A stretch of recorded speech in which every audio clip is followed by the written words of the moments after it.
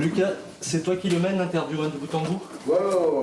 On va faire des essais lumière. Maëlys, tu peux te mettre en place, s'il te plaît? On va voir si ça marche. Et toi, tu la balances dans l'arène sans filet, quoi. Avec nous, c'est toujours sans filet. Hein. Désolé, Alice. This is not Wonderland.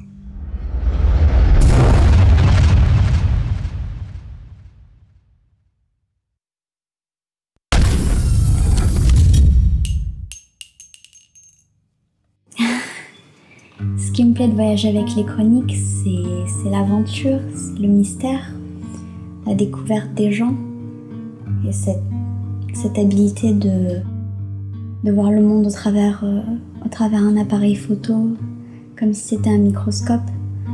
Ça me permet de me détacher des gens et de ce que je vois et d'être sûrement plus objective sur le monde qui m'entoure.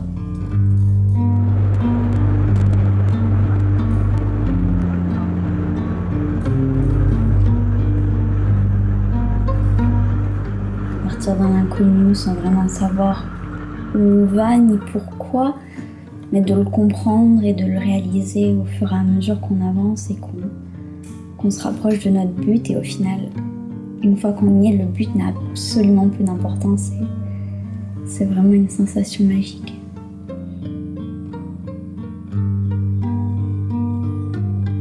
Pendant longtemps, on me disait que ce que je faisais était inconscient, que ma fille devait faire des trucs de son âge. C'est quoi des trucs de son âge?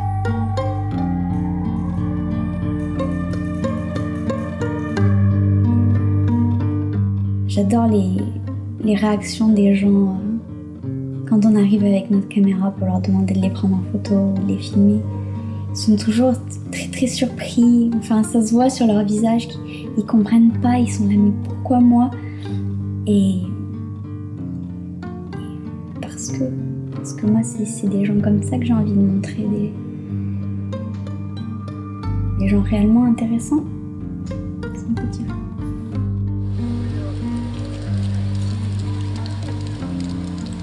Il y a des endroits où il y a vraiment des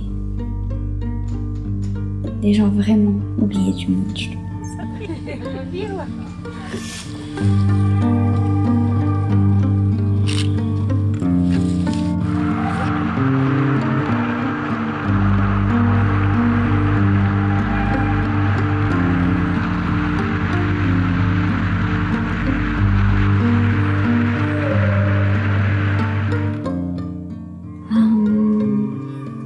L'Ukraine était vraiment un pays assez particulier, pas du tout comment je m'y attendais.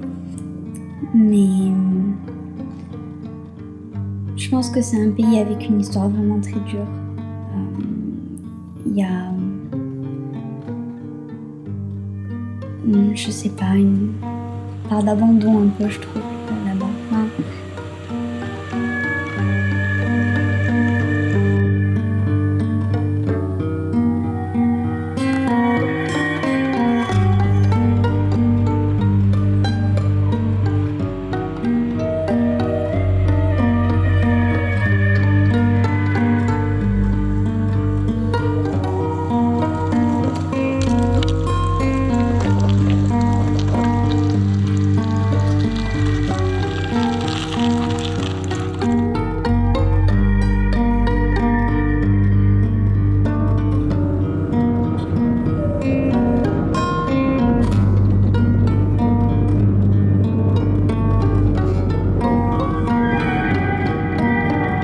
Assumer ses choix et aller jusqu'au bout.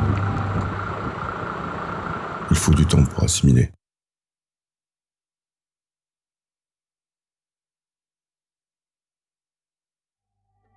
on s'était fixé comme but Tchernobyl au début du voyage. Ça paraissait évident. C'était le plus loin à l'est qu'on n'était jamais allé en voiture. Et au final, quand on est arrivé là-bas, ça n'avait pas tant de sens que ça.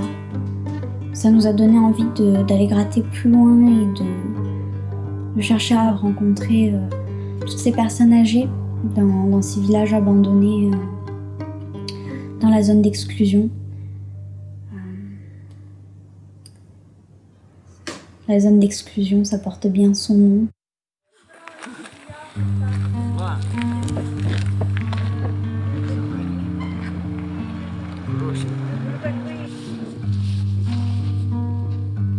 Іван, І Євдокія. Одакія. Євдокія. C'est leur vie, c'était leur maison avant la catastrophe et ils n'avaient pas d'autre alternative de vie, pas d'argent, donc ils sont retournés là-bas. Mais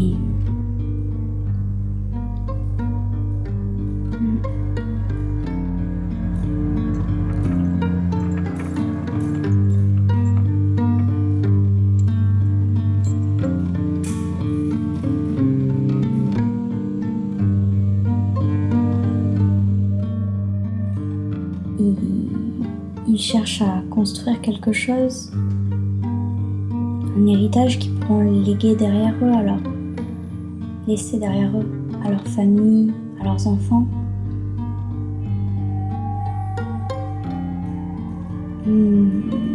Mais le problème, c'est que leur famille, elle ne veut pas vivre sur cette terre, sur ces lieux contaminés en fait.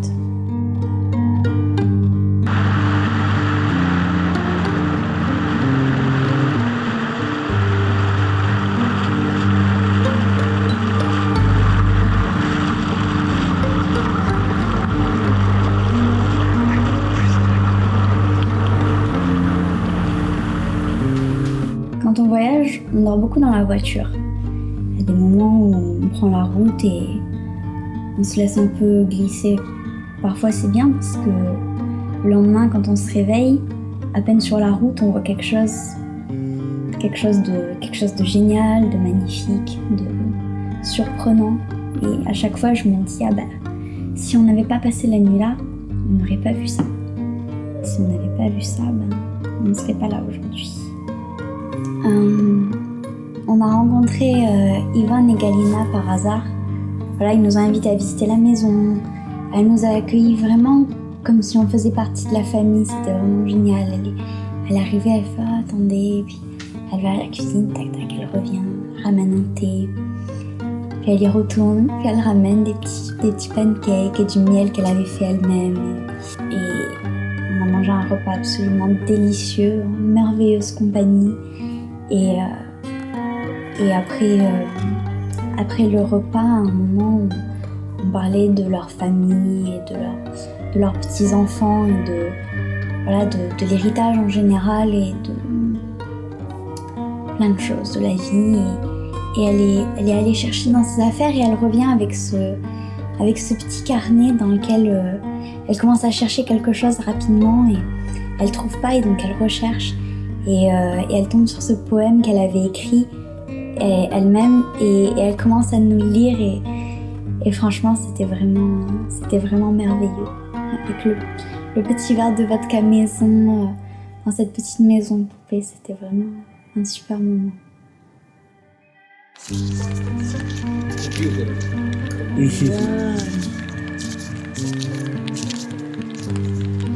Закрили нам сонце лихі чорні силі, смертельно поранили рідний наш край.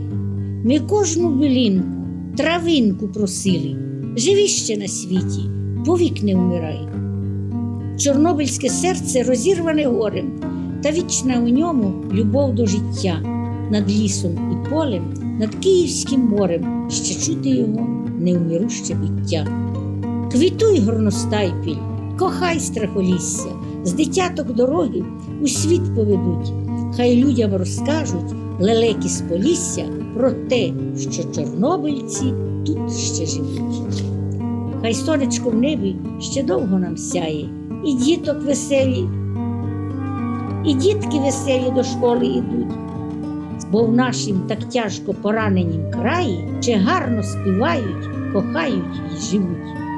До нас приїжджайте, ми приймем гостинну, до свята спечем запашний коровай, святкову застелем на стіл катертину і знов заспіваєм про втрачений рай.